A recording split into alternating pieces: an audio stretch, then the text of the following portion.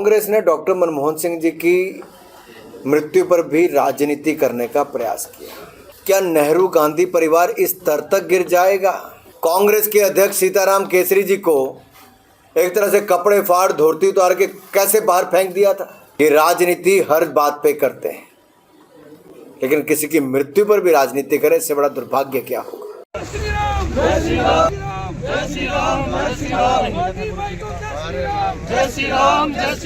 Doctor Manmohan Singh ji एक बड़े साधारण परिवार से आते थे। मेहनत करके देश के आरबीआई के गवर्नर हो और उससे पहले वित्त मंत्रालय में चीफ इकोनॉमिक एडवाइज़र हो, फिर वित्त मंत्री हो या प्रधानमंत्री की भूमिका उन्होंने निभाई। शांत भी थे, सादगी भरा स्वभाव भी था और शेर व शायरी करने का भी एक अलग अंदाज था। मुझे तो 10 साल कम से कम उनके साथ, जब वो प्रधानमंत्री थे तो मैं उनके साथ सांसद भी रहा।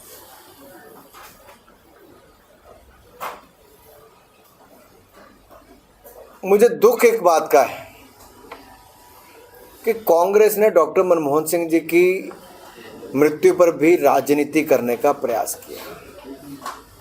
क्या नेहरू गांधी परिवार इस स्तर तक गिर जाएगा कि डॉक्टर मनमोहन सिंह जी के नाम पर, उनकी मृत्यु पर भी राजनीति करेगा? और राहुल गांधी जी को तो देश से माफ़ी मांगनी चाहिए। अरे 2013 में किसकी सरकार थी? आपकी ही यूपीए की सरकार थी। आपने ही निर्णय लिया था कि कहां पर संस्कार होंगे,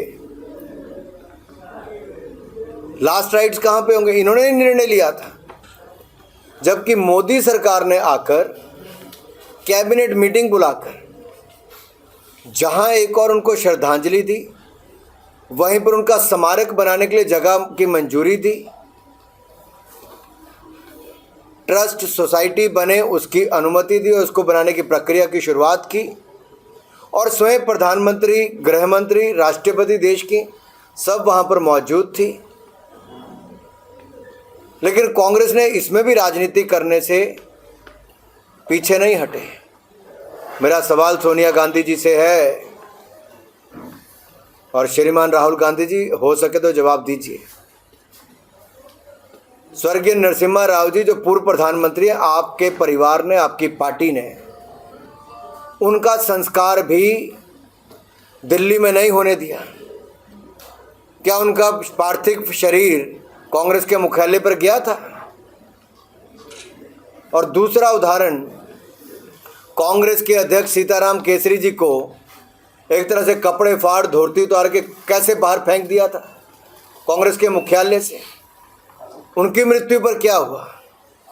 ये कांग्रेस का चरित्र और इतिहास है। ये राजनीति हर बात पे करते हैं, लेकिन किसी की मृत्यु पर भी राजनीति करें, इससे बड़ा दुर्भाग्य क्या होगा। हम यहाँ किसान बैठे हैं, केंद्र सरकार से अपेक्षा कर रहे हैं, आंदोलन चल रहा है, कल पंजाब बंद का ऐलान भी किया। मैं एक बात बड़ा स्पष्ट करना चाहता हूँ और आंकड़े देकर स्पष्ट करना चाहता हूँ।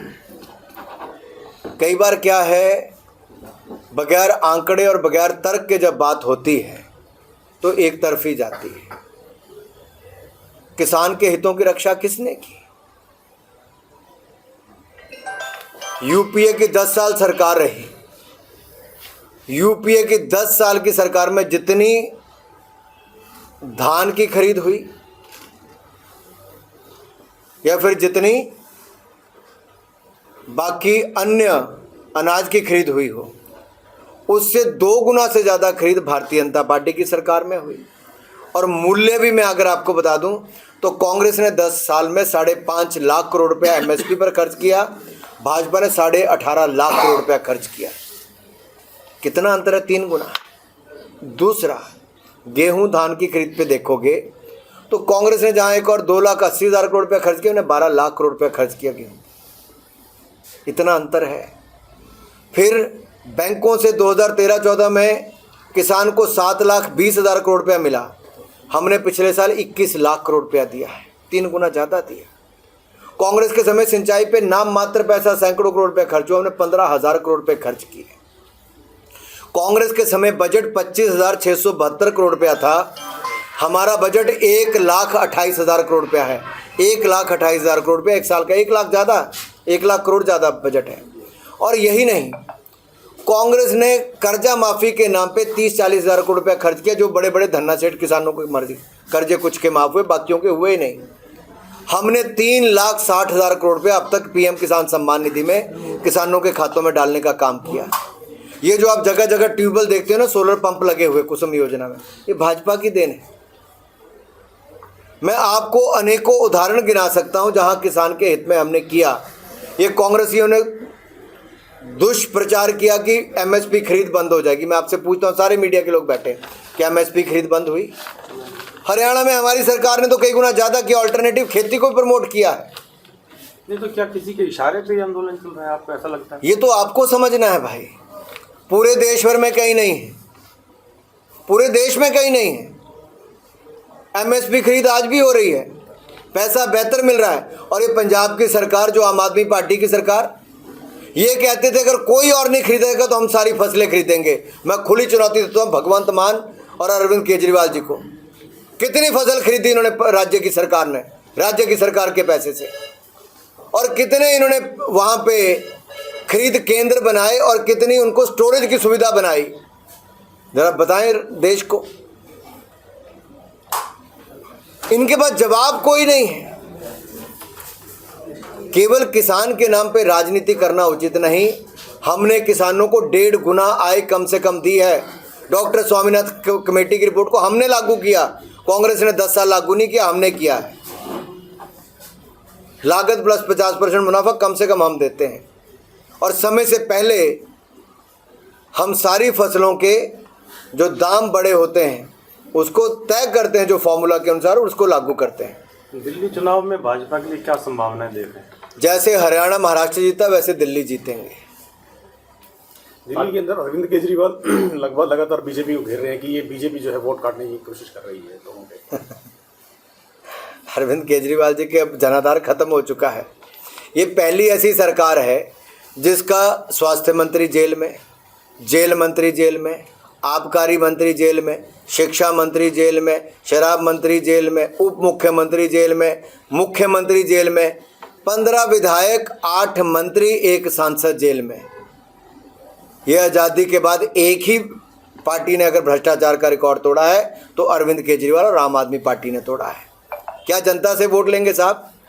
साफ पानी नहीं दे पाए, मिट्टी भरा पानी आता है आज भी। बिजली के मीटर दुगने भाग रहे जबकि हाफ होने थे।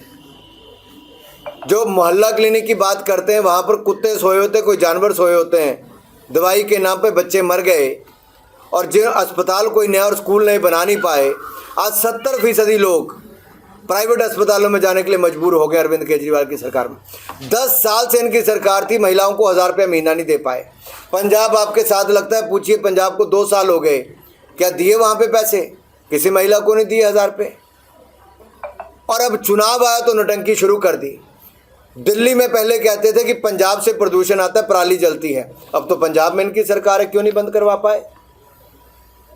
पहले अरविंद केजरीवाल 10 साल पहले खांसते खांसते दिल्ली आए थे, आज पूरी दिल्ली खांस रही है।